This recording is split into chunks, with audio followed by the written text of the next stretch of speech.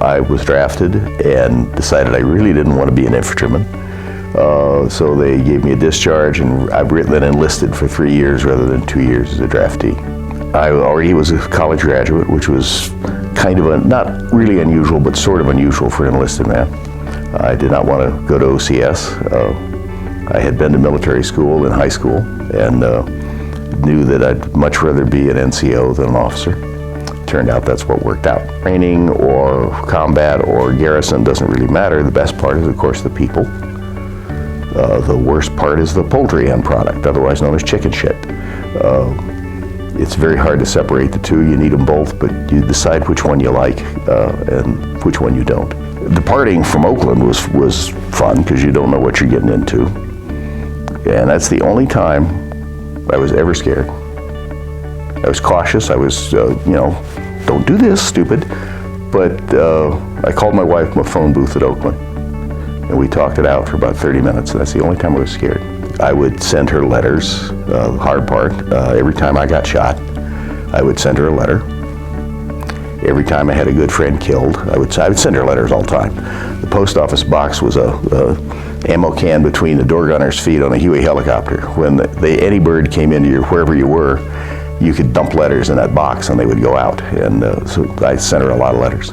No, I went to Vietnam. I went to Vietnam in September 1969. Was assigned to H Troop 17th Cavalry, otherwise known as Hog Troop. There's always an acronym associated with the H or the Alpha or the Bravo or the Charlie. And of course we had a mascot that was a Vietnamese pot-bellied pig. And she would go on missions with us, and she'd ride in a 105 millimeter artillery wooden box next to the CO's cupola, and gunfire never bothered her. She was a great pig. I had several jobs. I was the armorer when I was in base camp between September and November. Took care of all the weapons. Then I took care of the main guns on the tanks. The tanks were always in the field, so I was always in the field. I did demolition later in my tour when I was drive vehicle commander. Trying to take it in chronological order. I was on the sniper team, which is what this is. I wasn't a shooter. My eyes were not that good, and I practiced. I was just one of the backup guys. And one tour in Vietnam was enough for me. As I was getting to the end of my tour, we were very short of NCOs.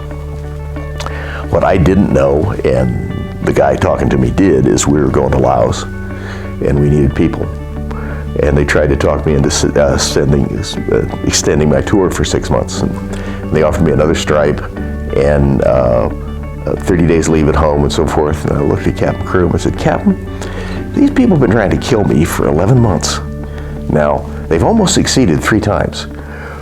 Can you think of any reason why even a half-sane person would want to do this for 6 more months?" He believed he couldn't, so I didn't. It was almost wish I did, not because of any trouble at home, but because I missed the big one. And my crew went, and you worry about them. You're there because of the guy on the left and the guy on the right. It's not political. It's not a mission. It's not anything else. I didn't talk about it for 10 years. Almost cost me in my marriage because I was angry and irritated and upset. Had a good career, came back, went to graduate school, got hired by Exxon, was with them for 30 years. They paid me very well. It's how I could retire up here at 55 in 2001. I have 2 Purple Hearts and a Bronze Star, and I pick which one I wear. Used to pick which one I wear when I wear a suit. I don't wear a suit anymore, thank God.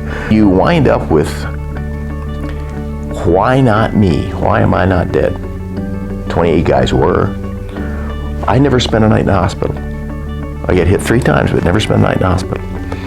Yet we had 144 guys get shot up bad enough to have to go back to the world, which meant they'd be in the hospital 6 months. And you're hung with this why me question. And the answer is still unknown to me 50 some odd years later.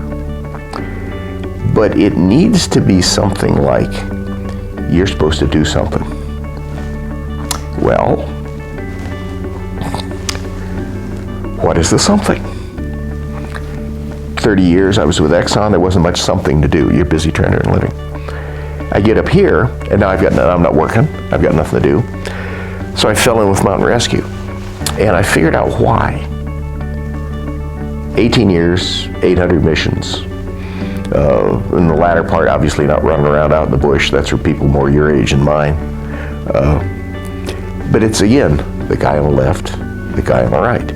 You're addicted to that. I wouldn't trade it for anything. I really wouldn't. I wish my friends hadn't died. Yeah, of course I do. But I wouldn't trade the experience for anything. I wouldn't give up the memories, the painful ones, the funny ones, any of them. It is part of us as a species, and certainly part of me.